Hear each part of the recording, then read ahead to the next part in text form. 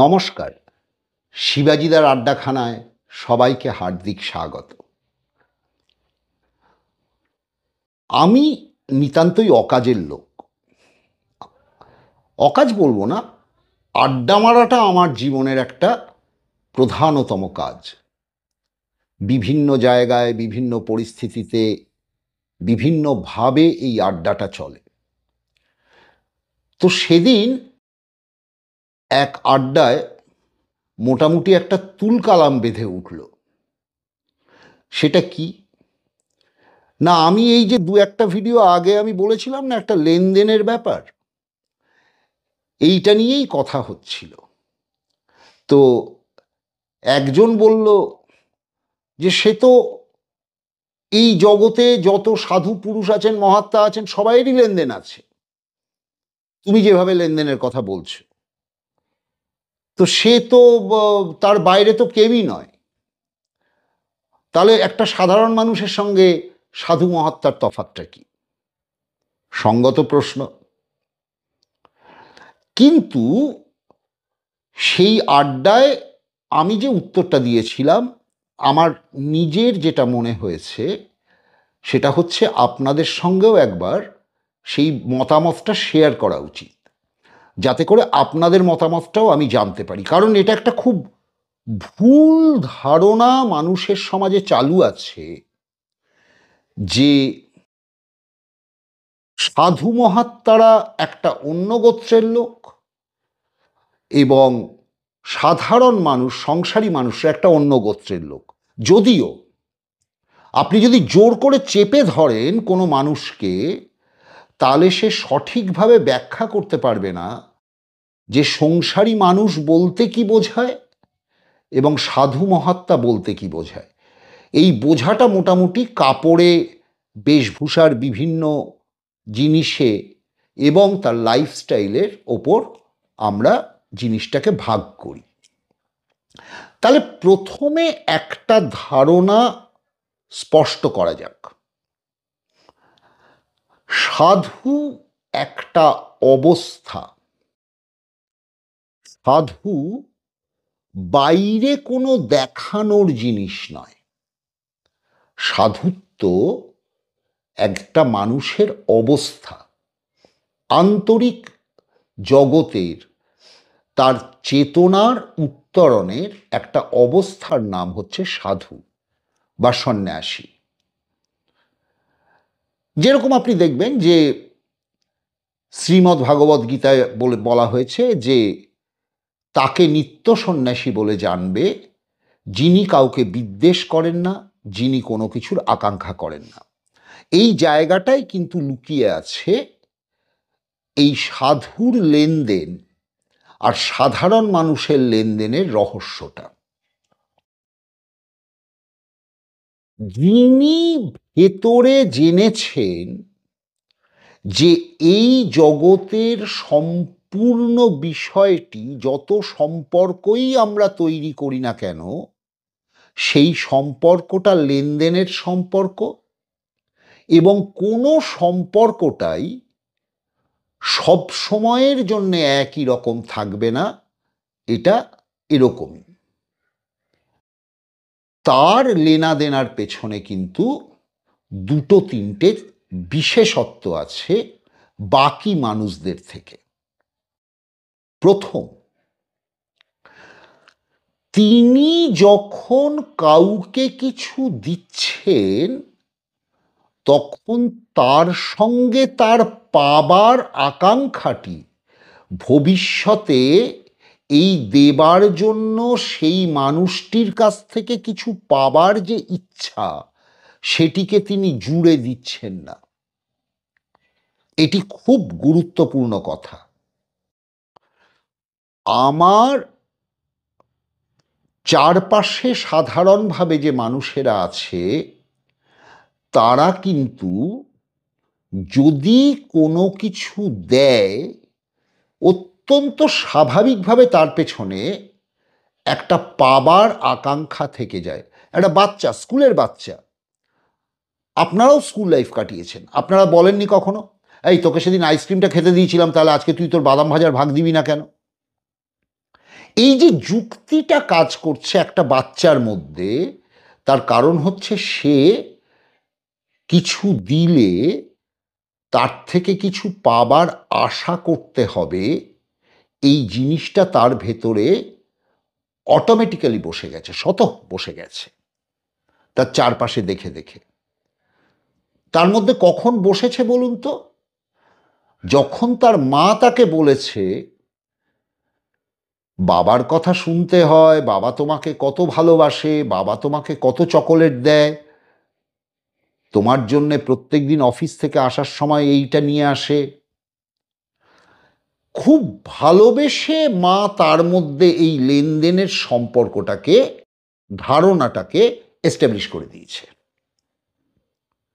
সচেতন মানুষ, যিনি জীবনের প্রত্যেকটি স্তরকে জিজ্ঞাসা করছেন, প্রত্যেকটি বিষয়কে, প্রত্যেকটি চিন্তাকে জিজ্ঞাসা করছেন, তিনি কিন্তু বলবেন, হ্যাঁ দিয়েছি, কিন্তু তার জন্যে আমি এটা আশা করতে পারি না যে সে আমার জন্য এইটা করবে। এমনকি আমি একজন খুব মহান মানুষের নাম করে বলছি, আপনারা সবাই এই বিখ্যাত গল্পটা জানেন। ঈশ্বরচন্দ্র বিদ্যাসাগরকে যখন একজন মানুষ এসে বলেছিল, অমুকে তোমার নামে খুব গালাগাল করছে, খুব নিন্দা করছে, তখন ঈশ্বরচন্দ্র বিদ্যাসাগর বলেছিলেন, অমুকে? কই, আমার তো মনে পড়ে না আমি তার কোনো উপকার করেছি। অর্থাৎ তার মধ্যে এই যে অভিমান বলুন, ক্ষোভ বলুন, যে জন্মেছে, যে আমি যাদের উপকার করেছি তারাই আমাকে গালাগাল করবে, এই ধারণাটা যে ক্ষোভের থেকে, অভিমানের থেকে জন্মেছে, সেটি প্রমাণ করে যে তিনি মহান মানুষ হয়েও এই লেনদেনের আকাঙ্ক্ষাটি কিন্তু ছাড়তে পারেননি। এই আমি কিছু পাবো তাদের জন্যে করলে, এই সুপ্ত আকাঙ্ক্ষার থেকে তার অভিমান, ক্ষোভ উৎপন্ন হয়েছে। এই জায়গাটা আমাদের খুব ভালোভাবে বুঝতে হবে। এটি হচ্ছে প্রথম পয়েন্ট। 2 নম্বর পয়েন্ট,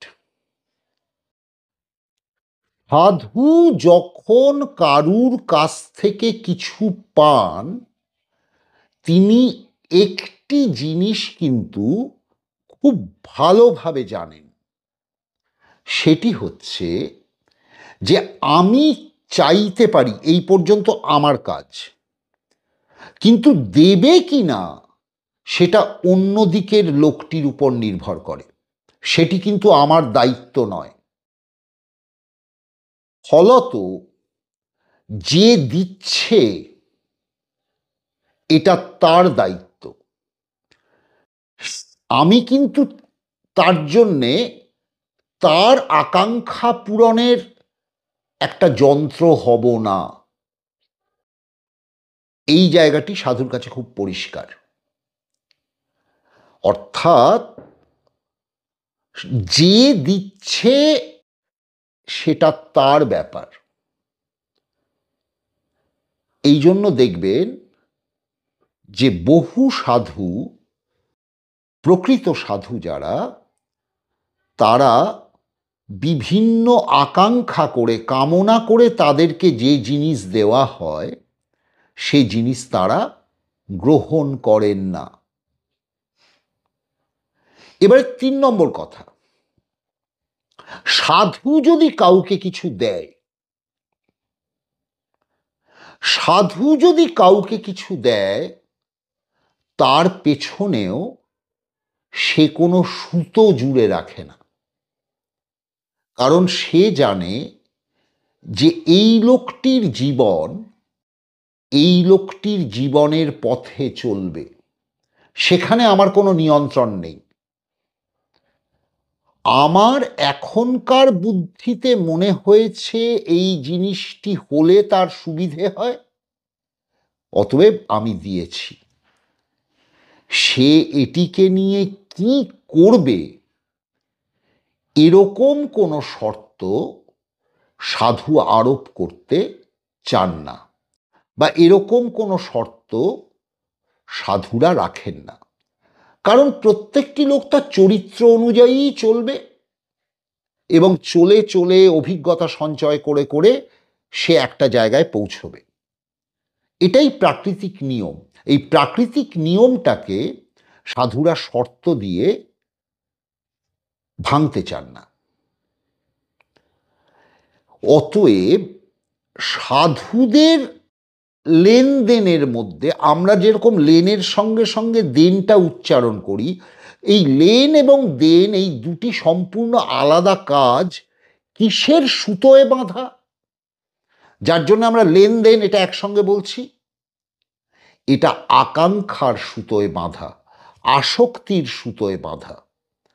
আমি যদি তোমাকে কিছু দিই, তাহলে আমি স্বতঃ মনে করি তোমাকে আমার কথা শুনে চলতে হবে।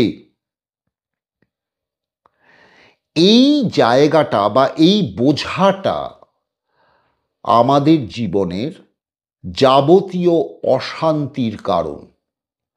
কারণ আমরা এটা নিজেরা ভুলে যাই যে আমাদের নিজেদের চাওয়াটাই আমাদের নিয়ন্ত্রণে নেই। তাহলে আমি কেমনভাবে আশা করতে পারি যে গোটা জগৎ আমার চাহিদা অনুযায়ী চলবে, আমার মতো করে চলবে? চলবে না। সেটার নামই জগৎ। আমার যেমন স্বাধীনতা আছে, অন্য লোকেরও তেমন স্বাধীনতা আছে। যদি আমি তার কাছ থেকে এইটা আশা করি যে সে আমার শর্ত মেনে চলবে, তাহলে আমি আমার নিজের জীবনে দুঃখকে ডেকে আনছি। এরপর আরেকটি কথা আছে, সেটি হচ্ছে এই শর্ত মানার ব্যাপারে আবার আরেকটি কথা আছে। সেটি কি না, সেটি হচ্ছে আমার সুবিধেজনক শর্ত অনুযায়ী তোমাকে কাজ করতে হবে। আপনারা বহু মানুষের ক্ষেত্রে দেখবেন জীবনে এই ঘটনাটা ঘটে, তারা কারুর উপকার করতে চাইলেও উপকার করতে পারছেন না। তার কারণ হচ্ছে সেই মানুষটি অনড় হয়ে বসে আছে যে আমার উপকার করতে চাইলে আমার শর্ত অনুযায়ী আমার উপকার করতে হবে, তোমার শর্তে আমি তোমার থেকে উপকার নিতে পারবো না। এই যে কথাগুলি বলা হচ্ছে, এই কথাগুলি অত্যন্ত গুরুত্বপূর্ণ একটি ভালো জীবন, শান্ত মানবিক জীবন কাটানোর জন্যে, জীবনের দুঃখ, জীবনের জ্বালা এড়িয়ে যাবার জন্যে। আমার আপনাদের কাছে অনুরোধ, এটা একটুখানি অভ্যাস করে দেখতে চেষ্টা করবেন এবং একটু চিন্তা করবেন। দেখবেন নিজের জীবনের দুঃখগুলো কিভাবে আমাদের আশা আকাঙ্ক্ষা দিয়ে আমরা নিজেরাই ডেকে আনি। সাধুর সঙ্গে সাধারণ মানুষের পার্থক্য এইখানে। শারীরিকভাবে জগতের সঙ্গে যে লেনদেন চলছে, অর্থাৎ এই শরীরটাকে এক্সিস্ট করাতে গেলে যা যা দরকার, সেটা যে সাধু পাচ্ছেন এবং তিনি যা দিচ্ছেন, এটা তার আশার আকাঙ্ক্ষার শর্তের সুতোয় বাঁধা নয়, খোলা। কারণ তিনি জানেন সমগ্র বিশ্ব চৈতন্যের যে ইচ্ছা, যে ইচ্ছায় এই শারীরিক অস্তিত্ব রয়েছে, সেই ইচ্ছাকে অতিক্রম করা কারুর পক্ষেই সম্ভব নয়। আমি তো 5 জনের কাছে চাইছি, কই 5 জনই তো আমাকে দিচ্ছে না। তাহলে আমি কি করে এটা বলতে পারি যে আমি চাইলেই আমি পাবো, অর্থাৎ পাবার জন্য আমি দায়ী? লেনদেনটা তো এরকম হচ্ছে না। এইটি জেনে, এই সত্যটি জেনে সাধু জীবনের বহু দুঃখ, বহু জ্বালা, বহু বিরক্তি এড়িয়ে যান এবং অনেক অনেক শান্ত, মানবিক, যুক্তিশীল জীবন যাপন করেন। তাদের ভালোবাসা নিরপেক্ষভাবে তারা বিলাতে পারেন। ভালো মন্দ বিচার তারা করেন না। নিশ্চিতভাবেই সেই জীবন অনেক উন্নত জীবন। একটু অভ্যাস করতে চেষ্টা করুন, একটু চিন্তা করুন, আপনারাও এর সত্যতা বুঝতে পারবেন। আজ আসি, নমস্কার। সবাই ভালো থাকবেন এবং নিজেকে পরিবর্তিত করার চেষ্টা করুন।